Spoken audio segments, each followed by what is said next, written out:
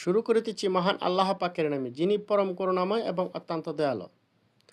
এই যে মুস্তাফিজকে নিয়ে যে ক্রিকেটকে নিয়ে যে একটা কেলেঙ্কারি শুরু হয়েছে, জল্পনা কল্পনা, এটা বাংলাদেশ থেকে দাবি করছে যে বাংলাদেশের যে খেলাগুলো, এই খেলাগুলো ভেন্যু পরিবর্তন করানোর জন্য, যে ভারত থেকে অন্য কোনো দেশে স্থানান্তরিত করার জন্য বাংলাদেশে, শুধু বাংলাদেশের খেলাটি। তখন আইসিসি চিন্তা করলো তাহলে এ, এই নিয়ে একটা ভোটাভুটি হওয়া যাক, যার তাদের দাবির মধ্যে যদি ভোট বেশি পড়ে তাহলে তাদের দাবি পূরণ করা হবে। আইসিসির মধ্যে 16টা দেশ আছে, 16টা দেশের মধ্যে ভোট দিয়েছে মাত্র বাংলাদেশের পক্ষে একটি। এটা কেটা ভোট দিছে এটা তো সবাই জানে, এটা ওটু ভোট।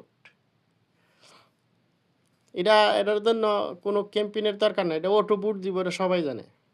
তাহলে বাকি রইল আর 15টার মধ্যে ভারত জানে একটা, বুঝলাম আমাদের শত্রু, আমাদের একবারে চিরশত্রু, এরা জানে ভোট দিব না। তাহলে বাকি রইল আরও 14টা, তাহলে 14টা দেশই আমাদের বিপক্ষে ছিল।